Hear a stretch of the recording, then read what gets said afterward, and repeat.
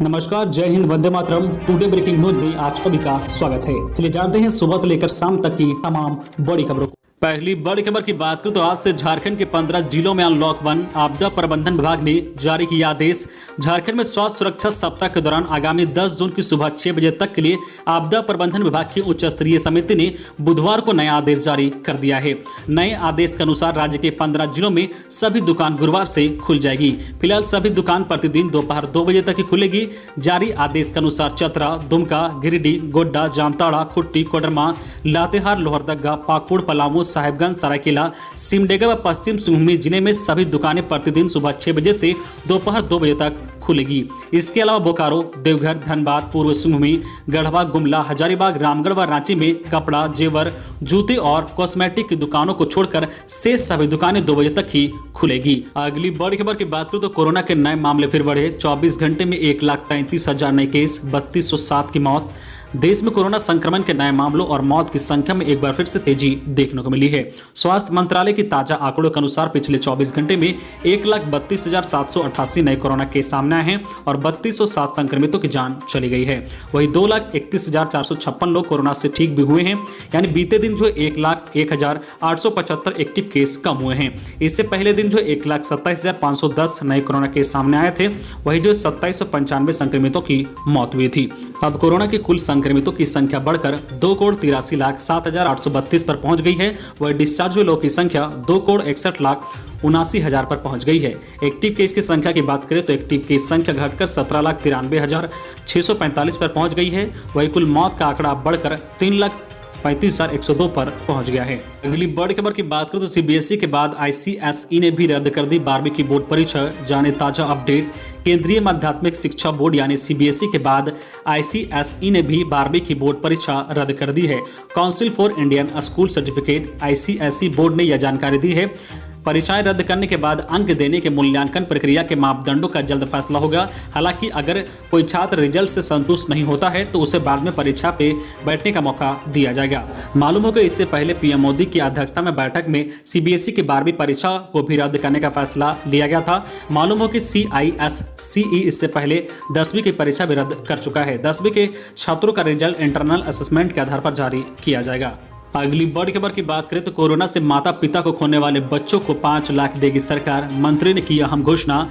महाराष्ट्र सरकार में महिला एवं बाल विकास मंत्री यशोमती ठाकुर ने कल बुधवार को प्रेस कॉन्फ्रेंसिंग कर अहम घोषणा की है। उन्होंने कहा कि राज्य में कोरोना संक्रमण से अपने माता पिता को खोने वाले हर बच्चों के बैंक खाते में 5 लाख रुपए की राशि जमा की जाएगी।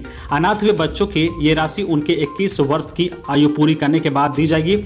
हालांकि इस राशि से मिलने वाले ब्याज का इस्तेमाल बच्चों की परवरिश के लिए किया जा सकता है।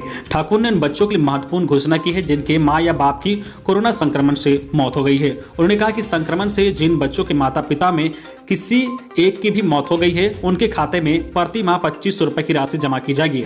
मालूम हो कि जो है यशोमती ठाकुर ने ऐसे बच्चों की आर्थिक मदद से संबंधित प्रस्ताव हाल में ही सीएम उद्धव ठाकरे को दिया था, जिसे मंजूर कर दिया गया है। उसके मुताबिक जिन बच्चों के माता पिता में किसी एक का कोरोना से निधन हो गया है, उन्हें बाल जो है संगोपन योजना के तहत प्रति माह 2,500 रुपया दिया जा सकता है। अगली बड़ी खबर की बात करें तो 12वीं बोर्ड एग्जाम का रिजल्ट फार्मूला। नतीजों के लिए सीबीएसई का फोकस इंटरनल असेसमेंट पर ही स्टूडेंट को एग्जाम देने का ऑप्शन भी देंगे। सीबीएसई के 12वीं बोर्ड का रिजल्ट का फार्मूला क्या होगा, ये परीक्षा स्थगित होने के बाद सबसे बड़ा सवाल यही है। 12वीं के रिजल्ट का फार्मूला इसी हफ्ते सामने आ सकता है। सूत्रों ने बताया कि नतीजों के लिए सीबीएसई का फोकस अभी इंटरनल असेसमेंट पर है।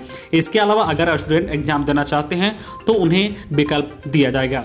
छात्रों के रिजल्ट का मूल्यांकन उनके पिछले 3 सालों के परफॉर्मेंस के आधार पर यानी 9वीं, 10वीं और 11वीं के रिजल्ट को आधार बनाया जा सकता है। वही 10वीं बोर्ड का रिजल्ट और 12वीं के इंटरनल असेसमेंट के आधार पर छात्रों का रिजल्ट तैयार हो सकता है। वही जो 11वीं, 12वीं के इंटरनल असेसमेंट के आधार पर रिजल्ट तैयार किया जा सकता है। बड़ी खबर की बात करें तो किराए पर रहने वालों के लिए आई बड़ी खबर। सरकार ने नए कानून को दी मंजूरी। पहली बार मिलेंगे ये अधिकार। प्रधानमंत्री नरेंद्र मोदी की अध्यक्षता में बुधवार को केंद्रीय कैबिनेट की बैठक हुई। इस बैठक में किराए के कानून पर बड़ा फैसला लिया गया है। प्रधानमंत्री ने इस कानून को मंजूरी दे दी है। यह कानून सभी प्रदेशों में समान रूप से लागू होगा। फैसले में कहा गया है कि मॉडल टीएनसी एक्ट को या तो नए रूप में लागू किया जाए या फिर पहले से चले आ रहे जो है रेंटल कानून को संशोधन कर लागू किया जाए। अब जो है बदले या संशोधन कानून को आदर्श किराया कानून कह सकते हैं। दरअसल मॉडल टीएनसी एक्ट में राज्यों में इससे संबंधित अथॉरिटी बनाने का प्रस्ताव है। राज्य सरकारें किराए की प्रॉपर्टी को लेकर किसी विवाद के जो है जल्द समाधान के लिए रेंट जो है क्वार्टर्स और रेंट जो है ट्रिब्यूनल्स भी बना पाएगी। अगली बड़ी खबर की बात करें तो कोविड-19 के वैक्सीन आपको कितने लंबे समय तक सुरक्षित रख सकती है, जानिए जवाब। भारत में हर दिन लाखों लोगों को कोरोना की वैक्सीन दी जा रही है। ताजा आंकड़ों के अनुसार देश में 21 करोड़ से ज्यादा लोगों को कोविड की वैक्सीन दी जा चुकी है। भारत में अभी सीरम इंस्टीट्यूट की कोविशील्ड, भारत बायोटेक की कोवैक्सीन और रूस की स्पुतनिक भी वैक्सीन को इस्तेमाल की मंजूरी मिल गई है। भारत एक बड़ी आबादी को अभी वैक्सीन लगाने का काम बाकी है। ऐसे में सवाल यह है कि आखिर वैक्सीन से लोगों को कोविड-19 के खिलाफ कितने लंबे समय तक सुरक्षा मिल सकती है, आइए हम आपको बताते हैं।